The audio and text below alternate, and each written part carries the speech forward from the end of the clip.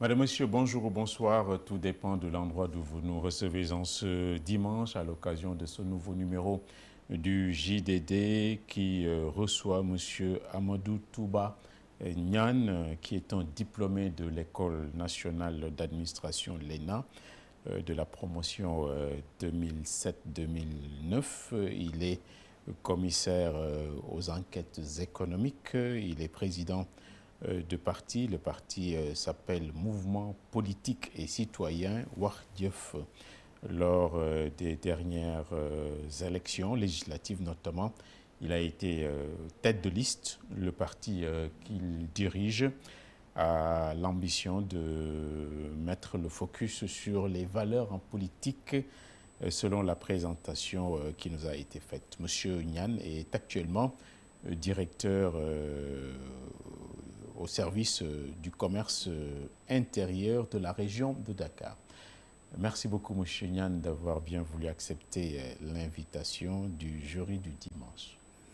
Merci, Monsieur Hassan Gueye. Je vous remercie pour cette invitation et je voudrais au passage saluer tous les Sénégalais qui nous suivent d'ici et d'ailleurs. D'accord. Dans la présentation, on disait vous avez été tête de liste aux dernières élections législatives notamment, mais à mon sens, la phrase n'est pas complète. Finalement, vous n'avez pas obtenu de député. Donc, ce n'était pas une bonne expérience pour vous. L'expérience a été très bonne. Elle a été même fructueuse, j'allais dire, puisque le parti est né il y a juste un an. Nous avons étrenné notre récépissé au mois de septembre dernier. Donc un parti qui est né la même année, qui est allé aux élections, ce parti-là, s'il a pu décrocher 6850 voix, près de 7000 voix quand même, je pense que c'est une performance à saluer. Parce que nous n'avions pas eu le temps véritablement de procéder au lancement officiel du parti. Le parti avait été présenté aux différents responsables, mais pour ce qui est du lancement officiel, nous ne l'avions pas fait. Et ce sont les élections qui nous ont servi de prétexte à ce lancement. Wardieuf, tout le monde en a entendu parler. Ouais. Vous avez quel type de parti? Mais nous sommes dans une rupture constructive. Une opposition responsable, citoyenne, mais une opposition qui pense que aussi, un parti qui pense aussi que la politique peut être réconciliée avec la morale. Pourquoi je le dis? Parce que les dirigeants qui ont dirigé ce pays ou ailleurs se sont toujours munis du prince de Machiavel, qui théorisait que le roi était à la fois un lion et un renard, qu'il devait combiner force et ruse. Donc, dans le landerneau politique, ce qu'on avait l'habitude de voir, c'est un décor assez désolant, c'est qu'on pouvait tolérer les contre-valeurs, la trahison, la déloyauté. On pouvait tolérer aussi la contre-vérité. Le fait aussi de dire que les promesses n'engagent que ceux qui y croient. D'accord. Est-ce que vous n'avez pas un peu de naïveté en ayant une telle position? Parce que la politique, c'est pas fait pour les enfants de cœur. C'est un univers un peu de requin même, on peut dire. Donc la morale et la politique, il y a un peu de naïveté, un peu, à mon sens. En réalité, la première vocation de la politique n'a jamais été telle que vous nous la présentez. La politique, allez découvrir Aristote, devait faire la promotion de la vertu dans la cité. En sus de l'organiser, la politique devait faire la promotion de la vertu contre le vice. Aristote disait qu'elle permettait l'expression la plus aboutie de son humanité dans la cité. Et on entend par humanité quand même humaniser, c'est-à-dire humaniser les pratiques, humaniser les relations. En humanisant, on construit une cohésion sociale. En humanisant, on est dans l'unité nationale. En humanisant, on se lance dans une construction nationale avec toutes les énergies positives. Donc je pense que la première vocation de la politique a été dévoyée. C'est une vocation très noble. Et d'ailleurs, je l'envisage sous cet angle. Parce que c'est un service que nous rendons aux créatures. Le prophète sallallahu alayhi wa sallam disait « Sayyidul khawmi khadimuhum ». Le meilleur d'entre vous est celui-là qui se met au service des autres. Cheikh Ahmadou Bamba, dans Masalikul Jinan, dira qu'au dernier jour, qu'au jour du jugement dernier, quand on aura jeté le pont Sirat par-dessus l'enfer qu'il surplombera, il y aura un crieur public qui lancera cet appel: où sont ceux qui étaient au service des créatures? Et ils seront extraits, ils seront extraits du lot pour être amenés au paradis sans épreuve ni peine. C'est sous cet angle-là, sous ce rapport-là, que je pense qu'en étant moi-même au service de l'État depuis longtemps, mon engagement politique est une sorte de prolongement de ce service que j'ai toujours rendu aux populations à travers l'appareil étatique. Très bien, c'est bien dit. Vous nous parlez, vous mettez donc l'accent sur les valeurs. Oui. Mais quelle est l'idée, ou bien les idées, quelle est votre doctrine actuellement, ou l'idée la plus géniale que vous avez mise en place ou que vous avez anticipé, énoncé en créant un parti politique et en participant à des scrutins? Le respect de la parole donnée. C'est ça votre idée? C'est ça, quand le Wakhdjef en tant que tel charrie sur lui l'idéal, l'idéologie du parti. Donc, les engagements souscrits dans le landerneau politique sont des engagements qui doivent faire l'objet d'un respect scrupuleux.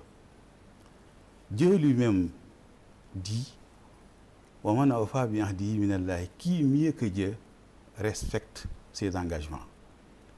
Donc je crois que ce n'est pas chose aisée que de s'afficher en politique et réclamer, de challenger ceux qui sont dans le landerneau, les partis politiques et tout le monde, et leur dire que les populations en ont ras-le-bol d'entendre des promesses et de ne pas les voir se réaliser. Vous comprenez? Donc c'est cela la ligne du parti, c'est ce qui charrie sur lui aussi l'idéologie du parti. Donc si on vous suit bien, quand on est en politique, on prend des engagements, on doit les respecter. On n'a pas le droit de changer d'avis. Si on doit changer d'avis, parce qu'on est des êtres humains. Hein. Si on doit changer d'avis, on doit alors revenir vers les populations dans un exercice noble de communication, leur dire pourquoi on n'a pas pu faire ça, qu'il y a des obstacles qui se dressent devant nous et que nous ne sommes pas en mesure de les surmonter. C'est là où réside la franchise, c'est là où résident les valeurs que nous incarnons. Donc, nous nous sommes dit que quand même, aujourd'hui, quelque part, il est dit que la demande sociale, la demande sociale est le premier parti d'opposition. Vous avez l'habitude de le dire. Mais moi, je dis qu'il faut rajouter que quand même, se conformer à ces engagements reste le premier parti d'opposition, donc le Wakhdjef. Vous êtes chef de parti et vous devez déjà avoir reçu votre carton d'invitation pour ce dialogue qui intervient dans moins de 20 jours maintenant, le 28 mai. Le dialogue, est-ce que ici au Sénégal, est-ce qu'il n'est pas un mot suspect? Parce qu'on a vu beaucoup de dialogues, après il n'y a pas eu de suite dans les idées. Est-ce que vous faites confiance à ce mot qu'on appelle dialogue. Vous êtes vous-même en train de voir la pertinence du Wardjef. Parce que c'est le Wardjef qui doit nous aider à construire cette confiance qui doit régner entre nous. Il le faut. S'il y a des suspicions, c'est parce que de part et d'autre, la confiance n'est pas de mise. Mais mon opinion sur ce dialogue, c'est qu'il est nécessaire, il est opportun. Il faudrait y aller. Nous ne voulons pas de démocratie supplétive. Il faudrait que toutes les instances où l'on a la possibilité de prendre la parole fonctionnent normalement. De ce fait, le message sera reçu, entendu, traité comme cela se doit. Ouais. Et justement, le dialogue nous offre une opportunité de nous déployer avec des arguments. La force de l'argument qui doit prendre le dessus sur l'argument de la force. Ouais, très bien. Vous comprenez? Oui, c'est ça. Donc moi, je pense que ouais. si réellement le dialogue est un dialogue sincère, s'il est inclusif, et je pense qu'il l'est, s'il est sincère, s'il est inclusif, s'il est tenu dans les contours véritablement des aspirations des Sénégalais, je pense qu'on doit y aller, on doit aussi soutenir l'effort de dialogue. Mais est-ce que les conditions sont réunies? Est-ce qu'il y a tous les ingrédients pour y aller? Parce que ça ne vous a pas échappé qu'on est dans un contexte, dans une atmosphère de reddition de comptes. Oui. Où une partie de ceux qu'on appelle à dialoguer sont pourchassés un peu. Un dialogue, normalement, doit être permanent même. Ne doit pas être saisonnier. Donc, si aujourd'hui une occasion de dialogue se présente, la question c'est, on doit se parler, on a une occasion pour se parler. Tant mieux si on peut y insérer des problèmes d'actualité. Mais ce qui est sûr et certain, c'est que la politique de la chaise vide, moi je ne la vois pas je ne la cautionne pas. J'aurais aimé que tout le monde y soit et qu'on se parle parce qu'il y a des tensions à libérer dans ce pays. Vous savez, l'autre disait que même une bonne constitution ne fait pas le bonheur d'une nation. Cela veut simplement dire que, au-delà des textes que nous avons, la constitution, les textes législatifs, les textes réglementaires, il nous faut intégrer d'autres paramètres pour pouvoir gérer le pays. Ouais. Donc d'autres instances, créer d'autres instances où l'on se parle pour construire, pourquoi pas, des solutions politiques. Donc, je crois que l'idéal d'une constitution même, l'idéal de la constitution aujourd'hui est un texte composé de lettres, mais pour autant que l'esprit n'en contrarie pas la lettre, il faudrait chercher l'esprit. Et l'esprit de la constitution, c'est un esprit qui nous regroupe autour d'une construction nationale, qui a pour deux mamelles la liberté individuelle et le respect de la personne humaine. Ce sont les deux mamelles qui sous-tendent la construction nationale. Des paramètres comme celui de la cohésion sociale, l'unité nationale dans la diversité. Allez lire le préambule de la Constitution. Je pense qu'au finish, le législateur a voulu, par tous ces textes-là, qu'on en arrive à stabiliser le jeu. Qu'il soit politique, qu'il soit économique, qu'il soit social. Nous avons des acteurs de tout acabit. L'État, les collectivités territoriales, les acteurs sociaux, les acteurs économiques, les acteurs politiques. Il faut de tout pour faire un monde. D'accord. Donc, le dialogue, ma foi, est opportun, est nécessaire, n'est-ce pas? Il faut y aller et il faut aller donc dire ce que l'on pense du système politique. Très bien. On a entendu le chef du gouvernement dire cette semaine que le Sénégal n'a pas de problème politique. alors qu'au même moment, on invite à un dialogue politique. Il y a un peu de couac là. Et que les difficultés se trouvent dans le domaine économique. Est-ce que vous vous retrouvez dans toute cette phraséologie-là? Je crois que ce qu'il veut dire, dans mon entendant, il veut dire que aujourd'hui, le dialogue doit privilégier des thématiques beaucoup plus versées dans le concret, l'économie, le social, que la politique uniquement. Et c'est la position, moi, que j'ai soutenue récemment. J'ai dit, les sujets du dialogue doivent s'éloigner donc des sujets politico-politiciens. Qu'on ne soit pas là uniquement à discuter de politique. Je crois que présentement, c'est l'économie qui doit être au centre de toutes les discussions. D'accord. Vous comprenez? Cela n'empêche de poursuivre notre bonhomme de chemin dans le cadre du dialogue politique, parce que demain, on doit aller vers des échéances électorales et il nous faut peut-être en arriver à des consensus forts autour peut-être du fichier, autour du bulletin unique, autour de bon nombre d'aspects.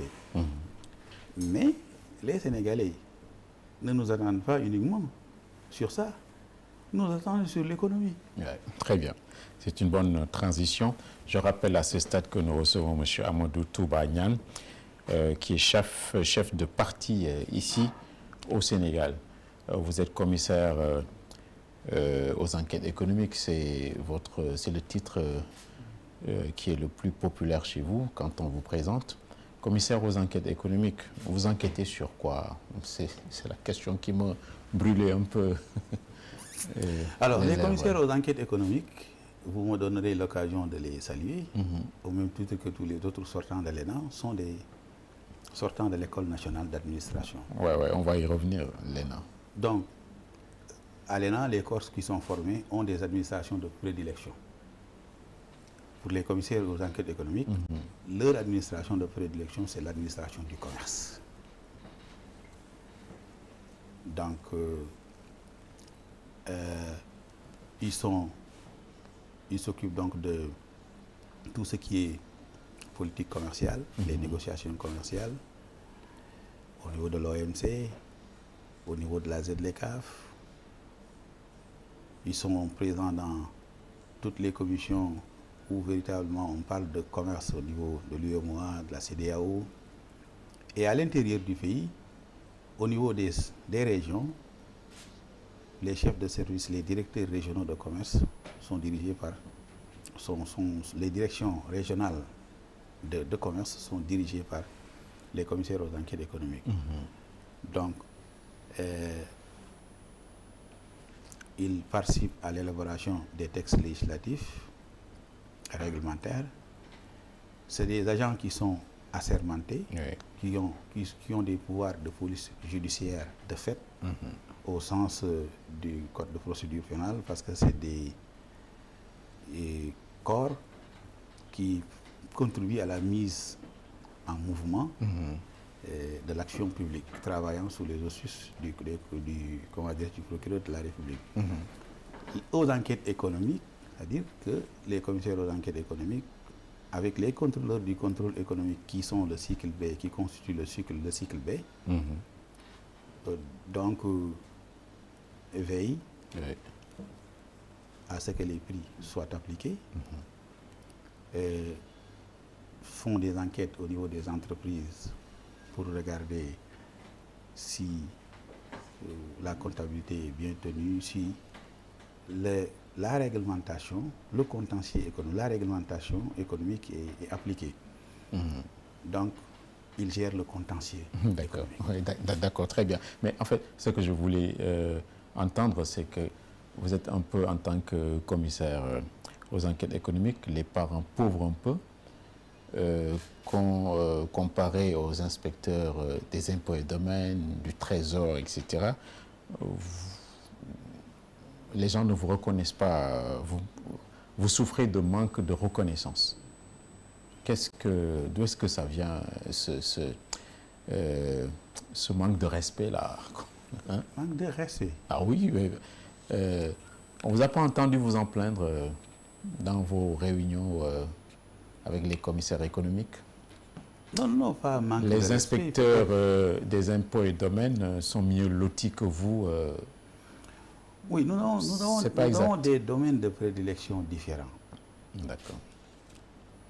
Donc je fais de l'amalgame là. Vous voulez dire en termes d'avantages, en termes d'avantages que les inspecteurs des impôts, les inspecteurs du trésor peut-être sont mieux lotis que les commissaires aux enquêtes économiques. Ça, c'est pas notre faute. Qui paye? C'est la faute à qui? Mais c'est la faute à l'État. C'est l'État qui doit niveler, n'est-ce pas? Et vous lui demandez de niveler. Ce hiatus-là existe, je le confirme. Mais quand même, que nous fassions l'objet d'un manque de respect, car là, je ne me reconnais pas à ce niveau. Vous êtes tous des énarques. Bien sûr, on a aujourd'hui des énarques à la tête du pays. Oui. Est-ce que les énarques savent bien gérer un pays? Je le pense. Je pense que les énarques savent bien gérer un pays. Les énarques ne sont pas à leur première expérience. Ils ont bâti ce pays. Ils ont bâti ce pays depuis longtemps. Regardez bien ce qui a entouré Senghor. Les Moustapha Niasse, les Djiboka, le Parti Socialiste, les autres partis. Même à un moment donné, quand Wade est fatigué, il a fait amener les énarques. Il a amené les énarques. Il a amené Zakaria Diaw, il a amené Abibsi, qui est commissaire aux enquêtes économiques. Ils ont toujours de l'intégrité, les énarques. Ils sont issus de la société sénégalaise. Ils sont comme vous et moi. Et la dialectique dans cette société, c'est qui est responsable de qui. Si ceux qui nous dirigent ne sont pas bons, ils viennent d'où? Ils viennent de la société. S'ils sont bons, ils viennent d'où? Ils viennent de la société. Il y a toujours cette dialectique entre l'individu et la société. Donc, si on veut véritablement changer l'idéal d'homme que nous avons, on doit s'attaquer à l'éducation peut-être. Est-ce que les énarques servent le pays ou se servent du pays? Mais j'ai répondu à la question. Ouais, donc il n'y a pas de débat. Je pense que les énarques ont contribué vachement à la construction de ce pays. D'accord. Et les exemples sont patents et sont partout. Aujourd'hui, même ceux qui dirigent ce pays sont des énarques. Et ils entendent contribuer de façon positive à la construction du pays. D'accord. Et il y a des voix qui demandent la suppression ou la dissolution même de l'École nationale d'administration. C'est de la diversion. Sans proposer quelque chose à côté. C'est pas une bonne idée. C'est pas une bonne idée. On aurait posé le débat sous l'angle du programme à enseigner. Je serais très enclin à en débattre. Qu'est-ce qu'on y enseigne? Est-ce qu'il y a possibilité aujourd'hui de renforcer les enseignements par les options prises par l'État, de renforcer les enseignements par exemple, l'intelligence artificielle, l'intelligence économique, etc., de faire en sorte qu'il y ait donc une adaptabilité fonctionnelle par rapport aux priorités de l'heure? Ça, je suis d'accord. Mais supprimer l'ENA pour mettre quoi à sa place? C'est ça. Voilà. C'est bon. Donc, en tant que chef de parti, comment se porte le pays selon vous sur le plan économique? Est-ce que les dirigeants actuels prennent de bonnes décisions économiques? Est-ce que le pays est dynamique ces derniers mois? Je pense qu'ils l'ont dit, qu'il y a des difficultés. Ils l'ont reconnu. Ils ont reconnu que le pays est en train de traverser des difficultés. Vous avez entendu. Vous avez entendu le Premier ministre sur la question qu'il y avait des difficultés. Parce que les régimes font des diagnostics quand ils viennent au pouvoir. Et lui-même, il reconnaît qu'il y a des difficultés. Donc, ces difficultés-là peuvent se ressentir. On peut les ressentir.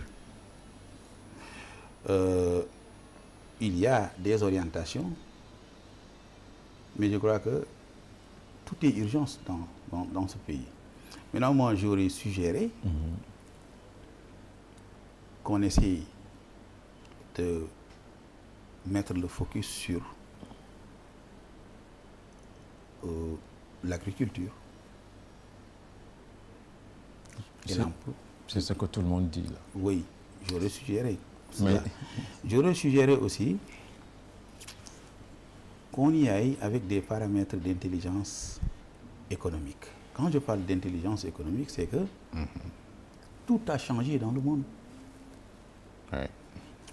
Aujourd'hui, on parle de guerre commerciale entre la Chine et les États-Unis, mais les conséquences peuvent être ressenties par un pays comme le Sénégal s'il n'a pas de capacité d'anticipation. La sécurité économique, on en parle en parlant d'intelligence économique, mais c'est pour que l'information étatique puisse servir de rempart à nos intérêts nationaux.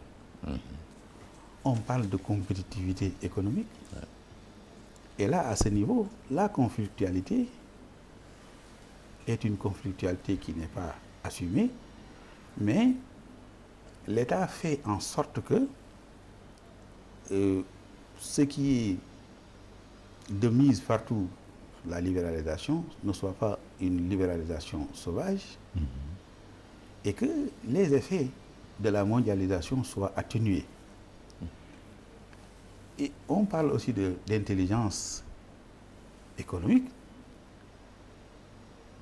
en pensant à la diplomatie économique. Et quand on parle de diplomatie économique aussi, il y a la notion de responsabilité sociétale pour les entreprises étrangères qui sont là, mais aussi la notion de développement durable qu'on gère mieux avec la diplomatie économique. C'est en mettant ensemble ce package-là qu'on peut s'assurer d'une bonne trajectoire économique, surtout avec des réformes audacieuses axées sur la souveraineté économique.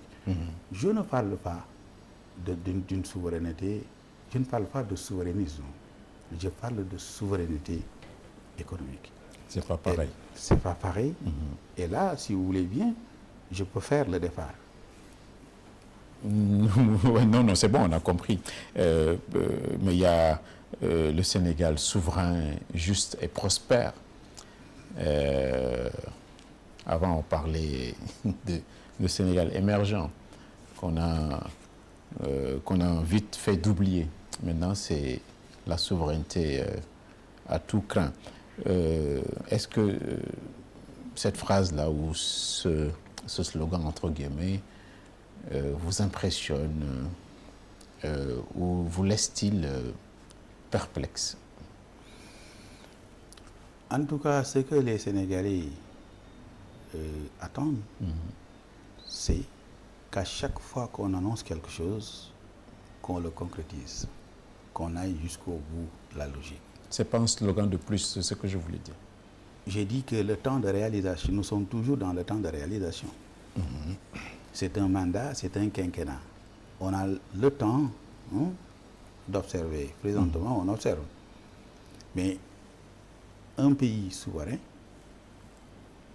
un pays prospère, qui remorque la justice, c'est-à-dire un pays juste, je pense que tout le monde en a besoin. Si on peut atteindre ces objectifs-là, tant mieux pour le pays. La souveraineté, peut-être ma contribution à ce niveau, c'est que là, cette souveraineté-là mérite d'avoir un contenu qui va faire l'objet d'un consensus. Je m'explique. En 2004, il y a eu la loi d'orientation agro-silvopastorale. Et dans l'exposé des motifs de cette loi, il était question de recentrer les missions de l'État sur ses fonctions régaliennes. J'entends par fonction domaine régalien de l'État les domaines que l'État ne peut pas et ne doit pas déléguer à des privés. Ce sont la sécurité extérieure par la défense, la diplomatie, la sécurité intérieure par le maintien de l'ordre public, des directions rattachables à l'intérêt général, de protection rattachable aux intérêts des particuliers. La définition de la règle de droit, c'est l'État qui définit la règle de droit. Et le fait de rendre justice, c'est l'État aussi qui s'assure de cela. Et enfin, il y a dans ces domaines régaliens les finances publiques, la diplomatie et la monnaie. Et la monnaie. Voilà les 4 domaines régaliens. Et si j'avais à donner des avis, des conseils aux tenants du pouvoir, c'est qu'ils doivent recentrer les missions autour donc de ces fonctions régaliennes. Au regard des situations que nous avons vécues dans le monde,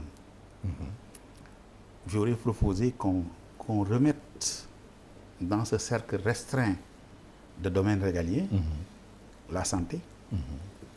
Vous connaissez pourquoi? Parce que le Covid est passé par là.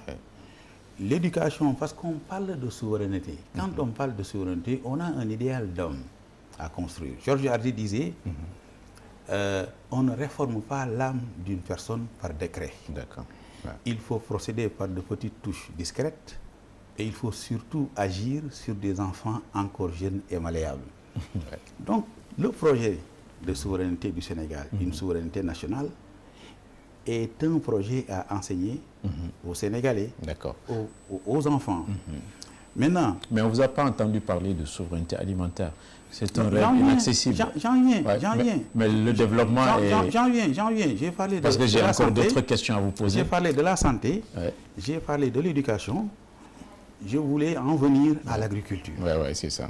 Parce que la souveraineté alimentaire, pour y avoir consacré un mémoire, la filière riz, 2 points, enjeux de souveraineté alimentaire, c'était mon mémoire de fin de formation à l'ENA.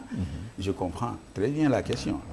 Que quand même, le slogan, c'est se nourrir plutôt que d'être nourri. C'est ça le slogan. Et quand on véritablement parle de souveraineté, ça doit commencer par ce que nous mangeons. Parce que nous avons une économie extravertie. Nous avons une consommation extravertie. Et il nous faut changer quelque part nos habitudes alimentaires en mettant le focus sur ce que nous produisons, mais en développant un patriotisme économique qui puisse permettre de s'en approprier. Voilà donc les questions qui sont les questions. Voilà donc les réponses que j'ai à donner sur la question de souveraineté. Maintenant, ce qu'il faut éviter, c'est le souverainisme. Y a-t-il un point particulier sur lequel vous avez un reproche à leur égard? Qu'est-ce qu'ils ne sont pas en train de faire de bien actuellement?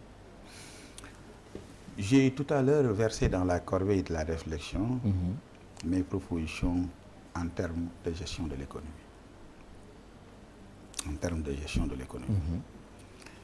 Mieux, je vais ajouter que le législateur sénégalais, depuis les indépendances, avait mis en place un dispositif juridique qui permettait de maintenir un opérateur économique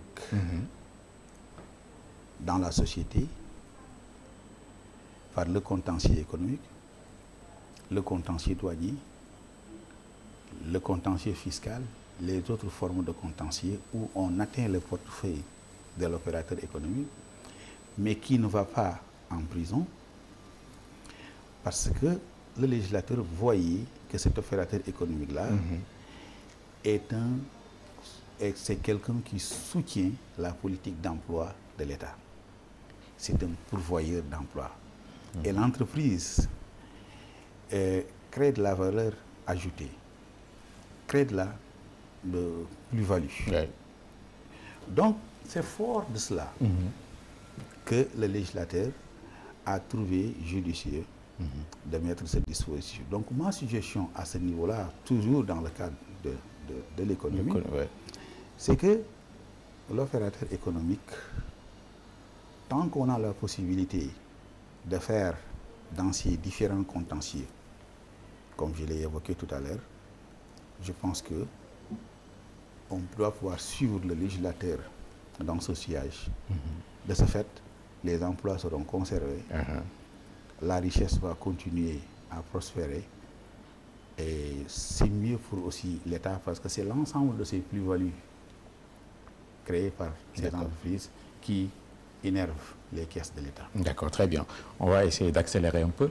Je rappelle qu'en cette dernière ligne droite, nous recevons M. Amadou Touba Niane. Donc, la question qui peut suivre comme relance, c'est est-ce qu'ils ont réussi la première année d'exercice? Je vais être cohérent avec moi-même. Ouais. Dans mes dernières interventions, parues dans les quotidiens, j'ai dit qu'il est illusoire de penser qu'on peut quand même atteindre ces objectifs en un an d'exercice. C'était quasiment impossible. Vous êtes indulgent ou complaisant? Je suis indulgent. Je vous dis qu'il leur faut encore du temps parce qu'ils sont dans la mise en place.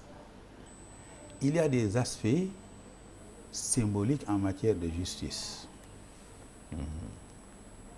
Mais ils sont attendus sur le terrain de l'économie, de l'emploi. Mais comme j'ai tout à l'heure dit, si l'État réussit à clarifier le débat autour de ce qu'il doit gérer directement, pour les autres aspects, l'État devient un souteneur des initiatives privées. Il met le décor. Il construit des infrastructures portuaires, aéroportuaires, ferroviaires, routières. L'État aide à asseoir des conditions de développement, mais il réunit les différents acteurs. D'accord. N'est-ce pas? D'accord. Il facilite. C'est cela le rôle de l'État.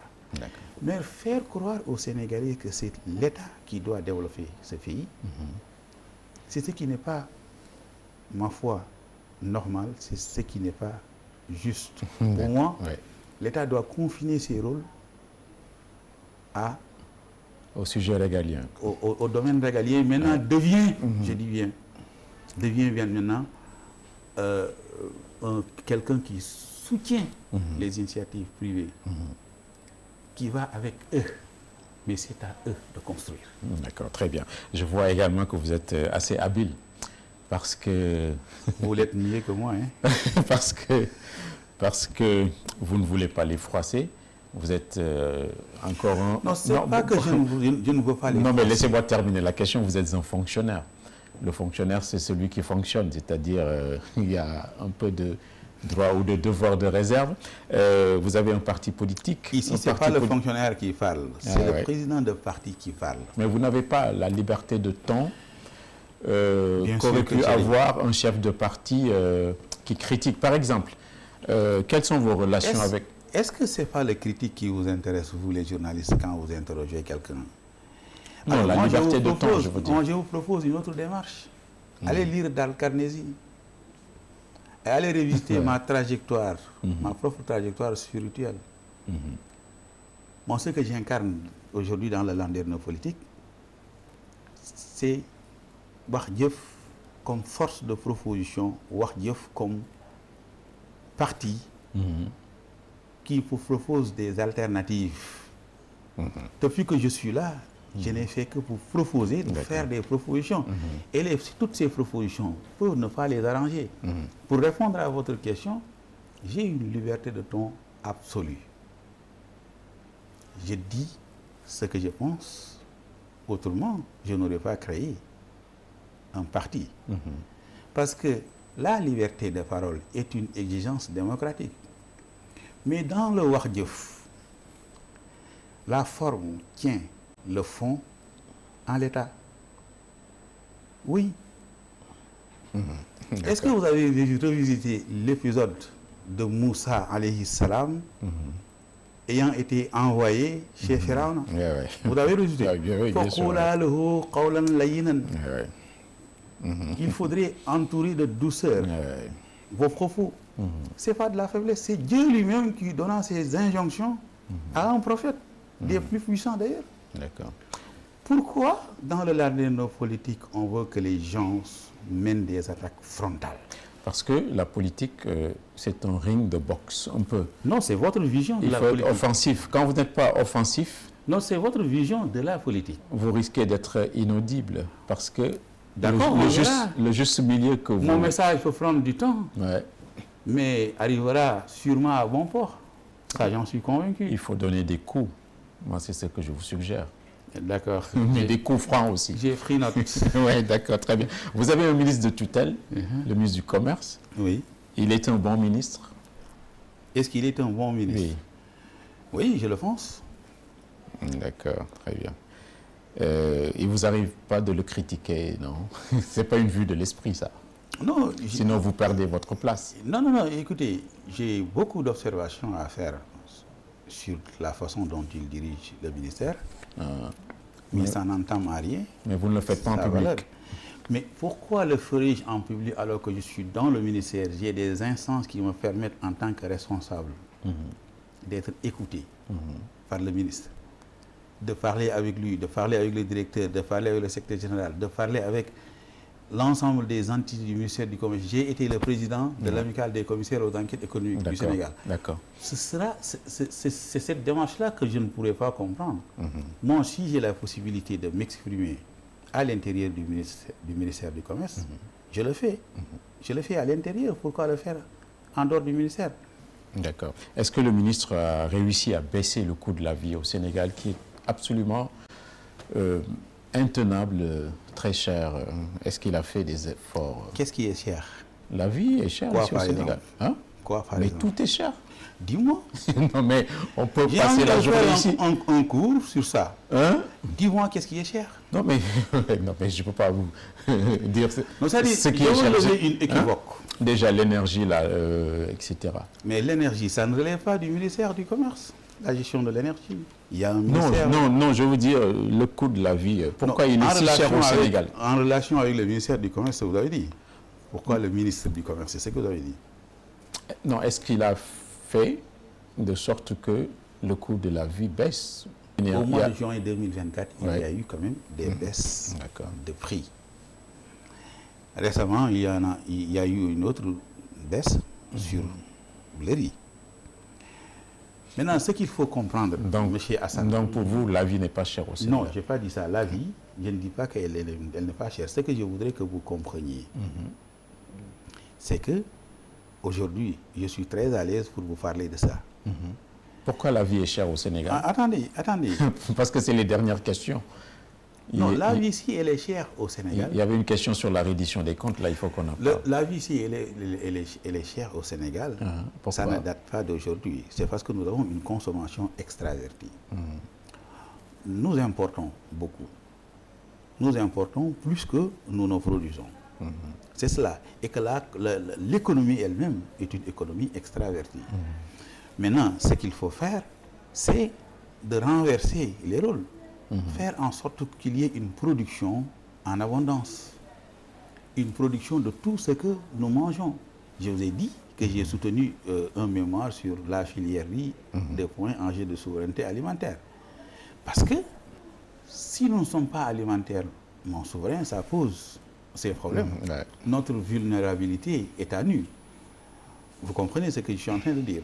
Donc, je crois que la solution est une solution qui va venir de nous-mêmes.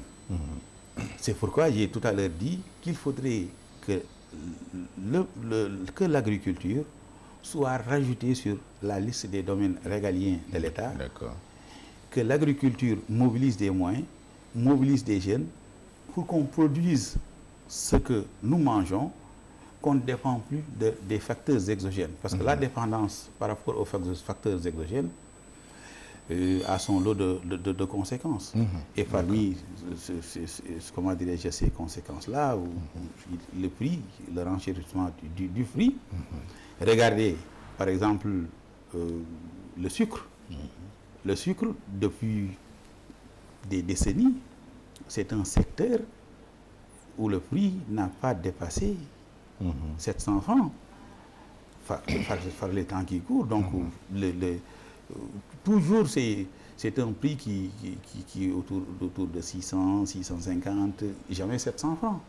Vous comprenez? C'est parce qu'on a une industrie ici et qu'il y a la mainmise de l'État sur l'industrie. On peut parler avec eux, en arriver à fixer ces prix. Mais si on se retrouve sur le marché international, le marché international a un caractère aléatoire, un caractère résiduel et un caractère spéculatif. Si vous y allez, vous y retrouvez les forces, les forces du marché international. Donc si on se résume, la vie va continuer à être de plus en plus chère. Non, si l'on met des politiques audacieuses de développement local de notre agriculture, si on met le focus sur des filières que nous n'allons plus, des produits de filières que nous n'allons plus importer, je pense qu'en ce moment-là, on est en mesure de s'attendre à ce qu'il y ait. Mais tant qu'on défend, tant qu'on défendra des importations. Et pour le moment, ceux qui sont là, ils n'ont pas montré beaucoup d'audace. C'est ce que vous voulez dire. Alors, je pense que vous avez tout au long de l'émission essayé de me prendre à défaut. Mais je crois que j'ai apporté des réponses à toutes les interpellations. Vous êtes habile. On peut parler un peu de la reddition des comptes, la bonne gouvernance, etc. Cette semaine, il y a 5 ministres qui ont été mis en accusation, qui vont être envoyés à la haute cour de justice. Donc, ils sont au banc des accusés. Ce qu'on a vu comme réquisitoire, en tout cas, c'est que les députés lisaient là-bas, c'était des sortes de réquisitoires. C'était sinistre pour des ministres. Est-ce que vous avez confiance en tout ce processus-là de redevabilité ou de reddition des comptes-là? Est-ce qu'il n'y a pas d'acharnement ou, je ne sais pas, comme disaient les latins, la ve victis, malheur au vaincu, on n'est pas dans ça? Je ne peux pas me faire d'appréhension présentement. Je suis dans le temps d'observation. C'est du nouveau. C'est-à-dire aujourd'hui... Qu'est-ce qui est nouveau?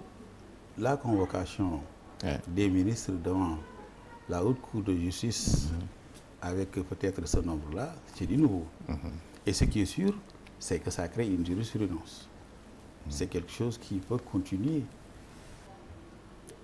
Si la justice est vraiment juste, si l'indépendance dont elle se réclame est de mise, je crois que c'est une occasion qui leur est offerte de se laver à grand eau. D'accord, mais quand vous entendez des ministres... attendez que je termine. Donc, je dis que l'État lui-même est un sujet de droit. Le savez-vous? Que l'État lui-même est un sujet de droit. Au nom du principe de la légalité, l'État doit se soumettre à ses propres règles. C'est vrai. Vous comprenez? Donc, tout le monde est sujet de droit. L'État aussi est un sujet de droit. Donc, moi, ce qui importe pour moi, et c'est ce que je réclame, c'est ce que je demande, que le processus soit un processus nickel. C'est-à-dire délesté de tout ce qui est manipulation, délesté de toute impureté. Donc, qu'on assure, que la justice nous assure, nous rassure. Et c'est à ce prix-là que les citoyens se réconcilieront à leurs institutions. Les institutions, oui, ça. Mais quand vous entendez... Alors, donc, tout le monde a intérêt, y compris les tenants du pouvoir, à ce que tout se passe dans les règles de l'art, que les droits des mises en cause soient respectés jusqu'au bout. Et le procureur de la République, M. Ibrahim Ndoye, l'a dit. Et moi, c'est quelqu'un que je connais. Et à travers lui, je me dis que je suis en droit d'espérer, de croire que la justice sera juste. D'accord. Mais donc, nous devons faire confiance à cette justice. D'accord. Vous n'êtes pas un peu déçu quand vous entendez, pour un ministre, c'est une dame d'ailleurs, 57 millions des climatiseurs, ça c'est du menu fretin, ça. Vous n'êtes pas déçu par... Est-ce que ça vaut la peine de mettre en accusation pour des climatiseurs, etc. Moi, je voulais m'élever... Est-ce qu'on est à la hauteur je voudrais m'élever au-dessus de ces détails. Je pense que je reste à cheval sur les principes. La reddition des comptes, si tel est l'objectif des tenants du pouvoir, il s'opère autour d'un dispositif qui est là, déclenché par des corps de contrôle.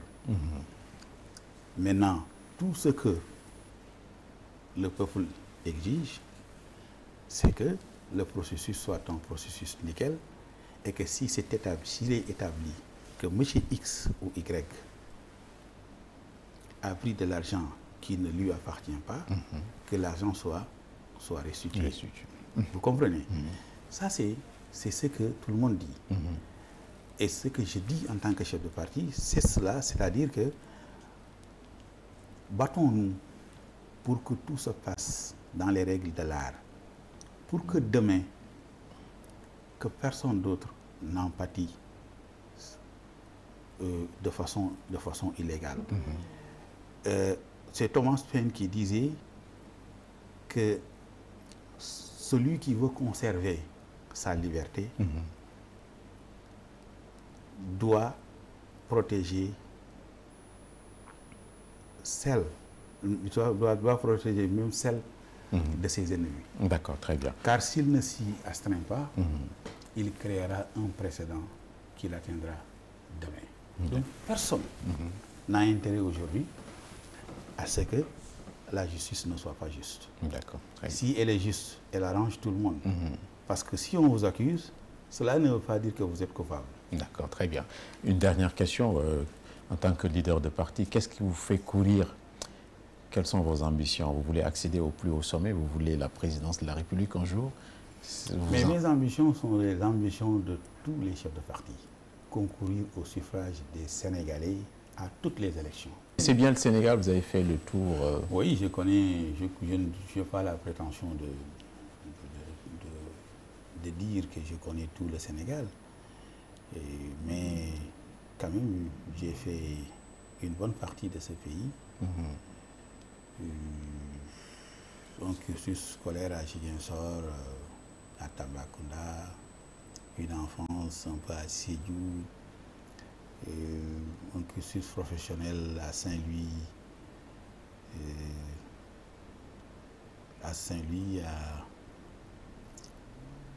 comment dirais-je, à Koungheul, à Diourbel, j'habite Touba même. Donc je crois que durant la campagne électorale aussi, j'ai fait quand même beaucoup de coins et recoins du pays. Et en dehors des campagnes électorales, j'ai fait des tournées. Je viens d'une tournée dans le département de Bignona. Worthief était classé 7e lors de ces dernières législatives. Mais je sais qu'il nous faut encore davantage de parcours. N'est-ce pas? Et quand vous faites ces tournées-là, qu'est-ce que vous constatez? Que les Sénégalais vivent bien ou ils ont été paupérisés là? Qu'est-ce que vous voyez? Non, de toute façon, les Sénégalais sont dans une situation économique difficile. Ça, il faut le reconnaître. Les Sénégalais sont dans une situation économique difficile et c'est ce qui a suscité ce sursaut-là pour mettre Diomaye à la présidence de la République. D'accord. Donc c'est un espoir qui est né de leur alliance. D'accord. Je pense qu'ils attendent beaucoup d'eux. Ils ont du pain sur la planche. Ouais. Voilà. En citant le président, là, c'est pas un appel du pied. Vous seriez prêt à aller collaborer avec eux si... Non. Ou bien vous êtes en train de collaborer avec eux déjà? Ah, c'est ce que vous voyez comme ça. Vous êtes directeur au ministère. Mais cette fonction précède bien la création. D'accord. La création du parti. Je suis là depuis 2020, alors que depuis 2023... Alors vous seriez prêt à aller travailler avec eux? Alors, ce que je dis, c'est la dernière question. C'est la dernière question. Ce que je dis est assez clair. Nous avons des instances dans notre parti. Nous ne sommes pas un parti où c'est les chefs de parti qui décident de tout. Hein. Donc, demain, on va voir avec les instances du parti si une telle offre nous est, comment dirais-je, servie. Voilà. D'accord. Merci beaucoup, en tout cas, M. Niang, pour la grande compétence et la grande habileté également à répondre aux questions. Vous êtes en train de me tourner en dérision. Donc, je crois que... Non, on a fait une bonne émission. Vous avez fait beaucoup de pièges, mais bon. Ce qui importe, c'est que, voilà, moi, je suis un produit de l'État. Très bien. Je suis sur une trajectoire étatique. Et je renforcerai toujours la politique étatique quand elle est bonne. D'accord, très bien. Et je me réserve le droit aussi de verser dans la corbeille mes propositions quand je sens que c'est moins bon. D'accord. Merci beaucoup en tout cas d'être venu au jury du dimanche et on salue votre engagement politique. Merci à Abdoulaye Ndiaye pour la partie technique, à Pape Doudou Diallo pour le photojournalisme, à Bassirou également et à toutes les équipes. Bon dimanche.